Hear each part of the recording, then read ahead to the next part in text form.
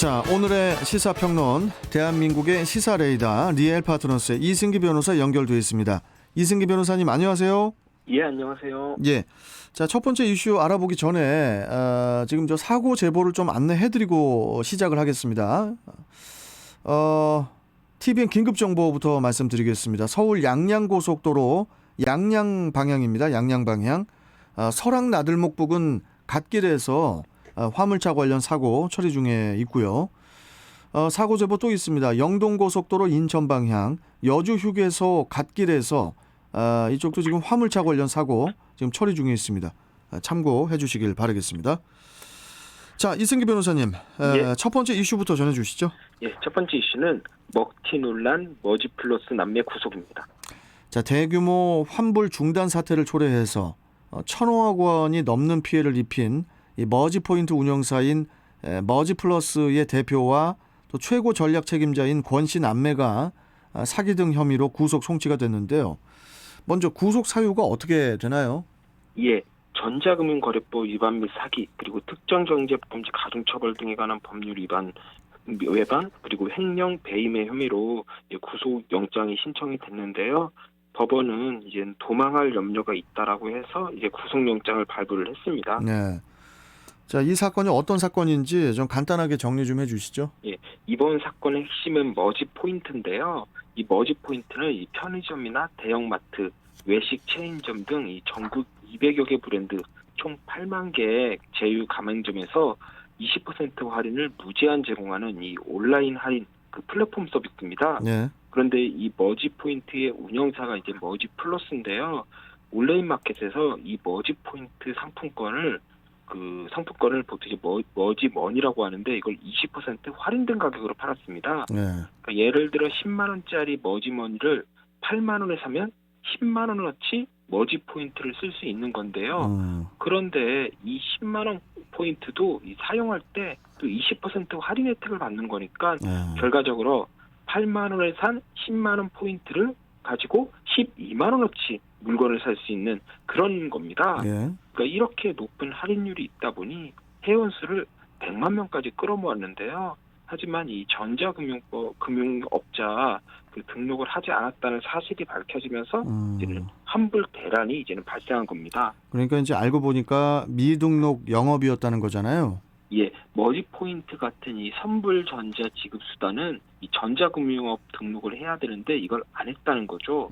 이렇게 이 금융감독원으로부터 이 법률 위반을 했다라는 지적을 받자 이 머지플러스가 이 포인트 사용처를 대폭 축소해서 한 20여 곳, 한 음식점 정도만 이제 남긴 겁니다.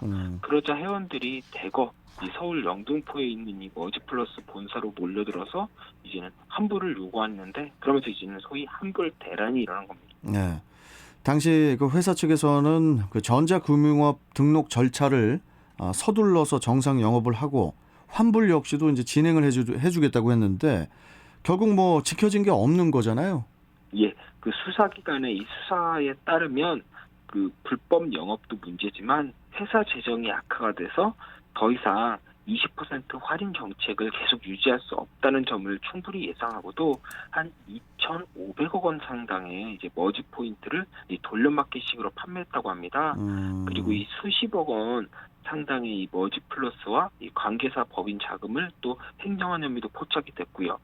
특히 이렇게 빼돌린 회원들의 돈으로 이 고급 외제차를 구입하고 명품 쇼핑까지 하면서 이 권씨 남매 아주 호화롭게 살았다고 합니다. 예.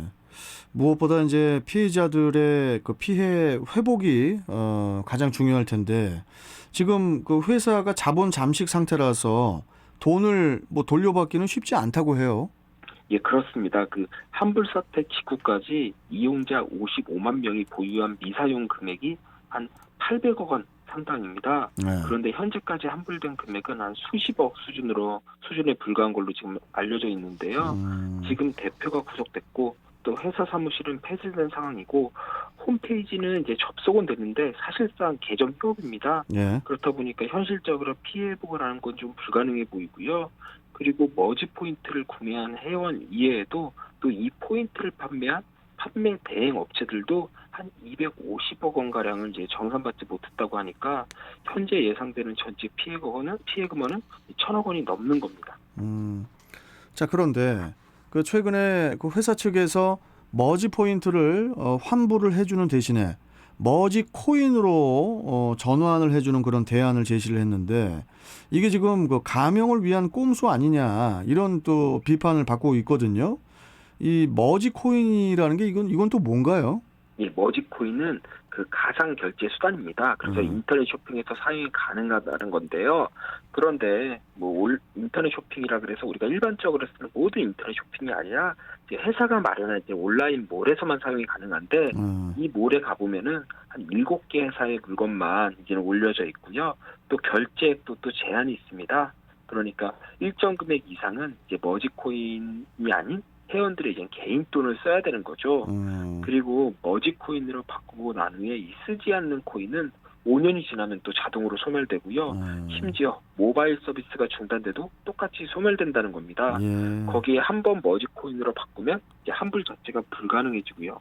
그렇다 보니까 이 머지플러스 대표와 최고 전략 책임자인 이 건신남매가 향후 수사 및 재판 과정에서 이 머지코인으로 바꿔준 금액만큼을 사실상 이제 피해 변제가 됐다라고 주장을 해서 이제 양형에서 좀 유리하게 사용하기 위한 목적이 아닌가라는 그런 의도가 있다라고 해서 좀 비판을 지금 또 집중적으로 받고 있는 거죠. 네. 그 피해자들이 회사와 권신남매를 상대로 손해배상 청구를 제기했다고 하는데 지금 상황을 보면은 피해 회복이 쉽지 않아 보이거든요.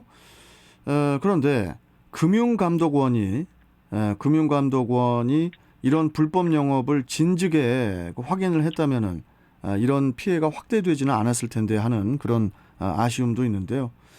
여하튼 무엇보다 피해자들의 피해 회복이 반드시 이루어지기를 바랍니다. 자, 두 번째 이슈 전해주시죠.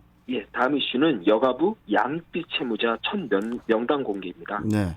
자, 정부가 이혼 후에 자녀에게 양육비를 주지 않은 나쁜 부모들의 신상을 공개를 했는데 이게 양육비 이행법이 개정된 이후 처음인 거죠?